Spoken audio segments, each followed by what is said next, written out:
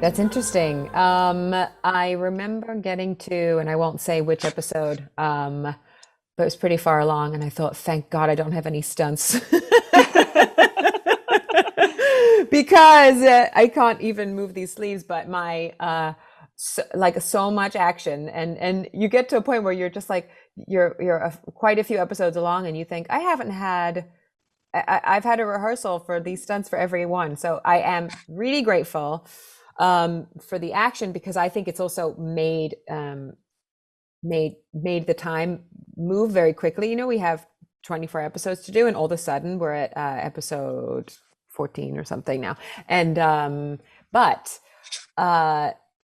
it has actually, to me, become the most philosophical season yet. So I want to say it has it all.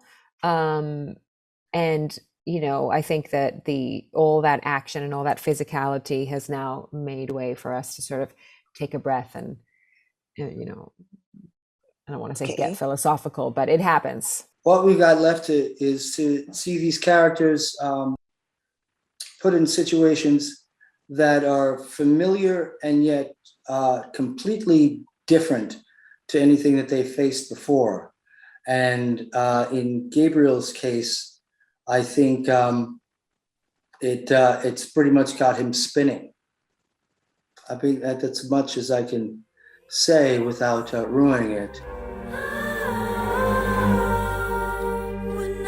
Let's see, I think that the best part of shooting this season so far is what I've been given to do with the interaction with the characters, the exchanges that I have with the people that I have them with are a lot of fun to play. And for some reason, I thought that Gabriel, from the episodes that we did, were the extended season 10 episodes, I thought that he'd gotten to a very dark place in terms of how he saw people in the world. Best part about this season for me, I think, has been this sort of surprising new turn that Yumiko's storyline has taken. You know, all of a sudden she's put on this path unexpectedly, and has to really bring forward skills from her past that we've never seen her use before. And she just kind of blossoms in this particular really oppressive environment, but she manages to, I don't know, it's just so cool to play. Like I have some really awesome scenes, like with these, you know, these long speeches. I never really do long speeches before, and like I'm a theater kid, so like I just really enjoyed playing the meat of that scene, you know, to be honest. But the downside of that has also meant that my storyline's been quite singular. So whereas before I've been on the show in a group capacity, I've always been hanging out with my group, and we've always operated as this family unit. And now I'm kind of doing my own thing. So I hardly see anyone anymore. I never see any. I've never worked with Seth ever. I don't even know if characters have met. Like there's just people on this show that I never see, and I miss that. I'd quite like some interaction with them.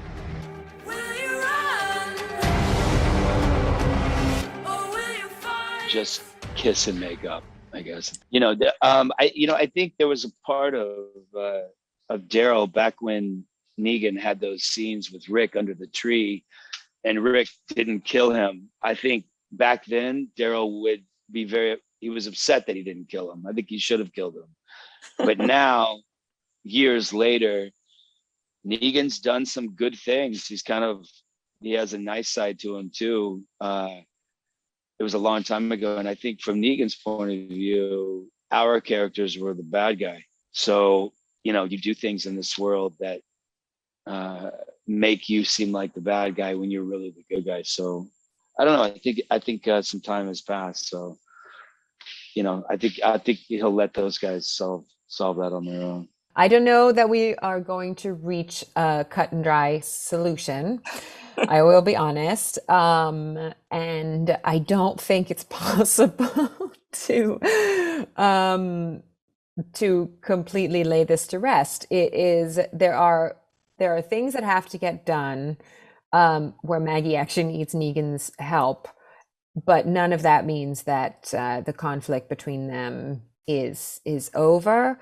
There, as we progress, I think there are some episodes that were such a pleasure to do as we try to figure out where these two are with each other, that, you know, Jeff and I have had such a good time as actors doing it, and it's still just these two characters that how can they and how will they ever get along long term? Is it even possible? The need for food, I will say, in these first things, and the need for safety and security is very big. You know, the Alexandria group and everyone else is in dire straits. So you have that competition of Maggie and Negan trying to get along, but the bigger problem of everyone's about to starve to death. So I'll leave it at that, I think.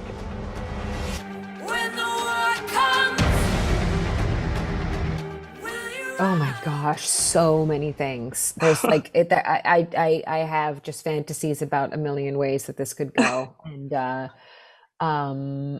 I just want to continue to be conflicted, because the answer is never straightforward. And as Maggie steps into more leadership, the only way to do it right is to make it really difficult for her.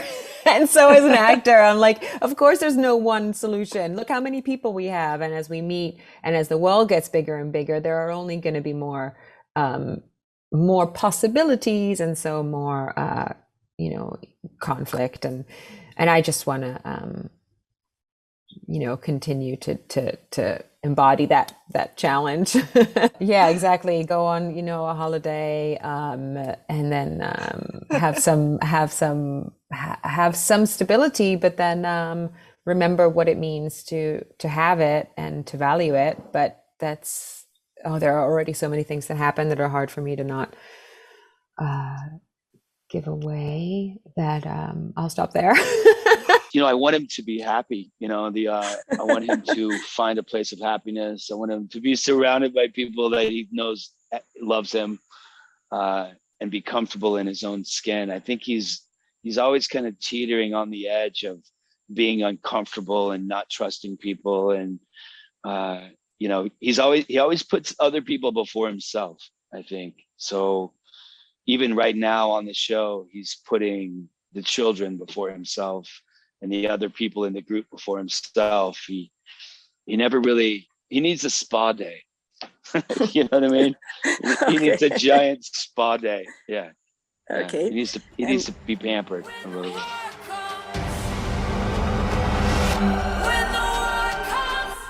Ooh, I think the friendships I've made on this show is the best thing for me. A lot of our crew have been on the show since the very beginning, and I've made really good friends with some of the crew members, as well as some of the actors, some of the producers, some of the directors. I like Stephen Yun, I talk to all the time. John Bernthal, I still talk to. Andy, of course, I still talk to. Denai, I still talk to. So I think the friendships that I've made on this show, we started this show as kind of like a little indie film, to be honest. We sort of treated it like that, and it just went ba-boom, and became this giant monster. So it's been a very intense sort of learning cycle for all of us. I don't think any of us expected that the show would be as big as it became, and it's a real honor to be able to be part of something like that started so pure and innocent, and we really fought for it. We really worked hard to make it as good as we could make it. We put a lot of blood, sweat, and tears into the show. So we never thought we were wearing the big fancy pants. We were always kept on like the normal pants. So it's nice. It's nice to make friends along the ride.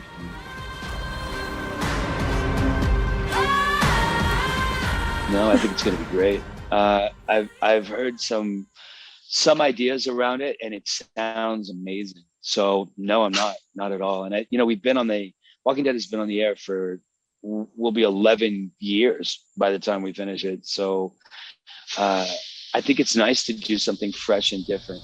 Oh, awesome. lost something. And I don't think it's a bad thing that it did. I did what needed to be done. You destroyed everything that we built.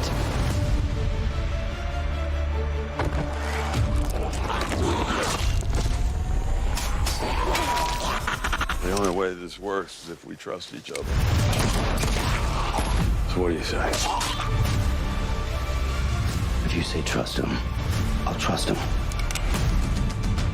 The woman who left was not the one standing here now. So keep pushing me, Negan. Please.